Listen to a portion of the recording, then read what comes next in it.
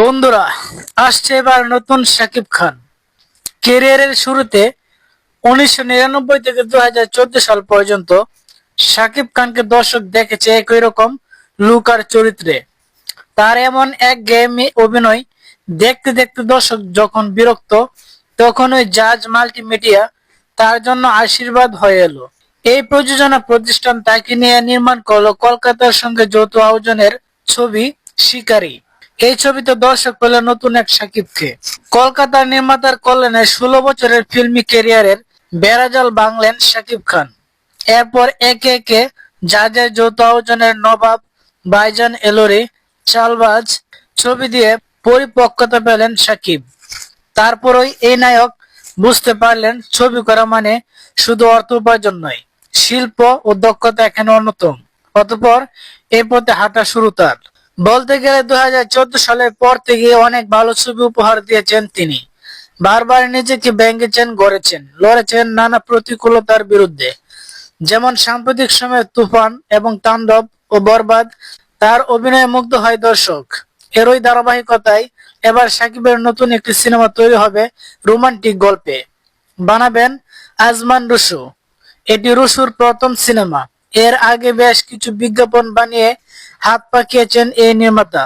এবার বড় পর্দায় নতুন ভাবে নিজেকে প্রমাণের পালা তার। আসছে কুরবানি ঈদে সিনেমাটি মুক্তির লক্ষ্যে পরিকল্পনা তৈরি করেছেন তিনি। জানা গেছে একজন রক স্টারের জীবনের উত্থান পতনের গল্প নিয়ে তৈরি হবে নতুন সিনেমাটি, যেখানে থাকবে ভালোবাসার অনন্য এক অধ্যায়।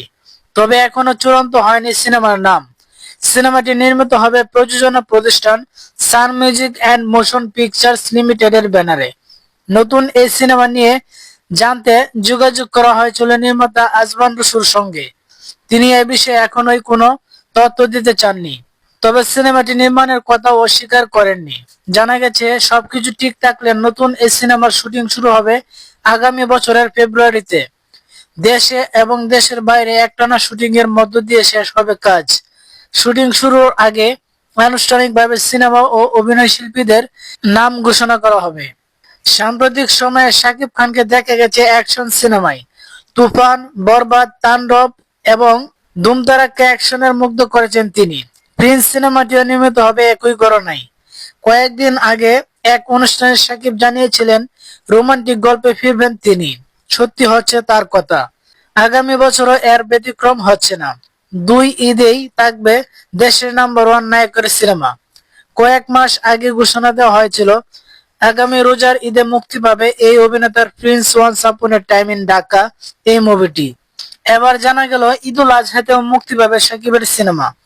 তবে আনুষ্ঠানিক কোনো ঘোষণা এখনো আসেনি। ডাউনলোডে আসছে গুঞ্জন 2-3টি সিনেমা থেকে যে কোনো একটি মুক্তি পেতে পারে ঈদুল আজহায়। সো ফ্রেন্ডস, শাকিব ভক্তদের উদ্দেশ্যে বলছি, যারা শাকিব খানকে ভালোবাসেন তারা অবশ্যই ভিডিওটিতে একটা লাইক দিয়ে দিবেন। সুপারস্টার শাকিব খানের আসন্ন সিনেমা নিয়ে আপনার মতামত অবশ্যই কমেন্টে লিখে জানাতে ভুলবেন না। বন্ধুগণ, নতুন নতুন মুভি নিয়ে আপডেট নিউজ পেতে আমাদের এই সোনার মনে চ্যানেলটিকে এখনই সাবস্ক্রাইব করে দিন। ধন্যবাদ। আসসালামু আলাইকুম।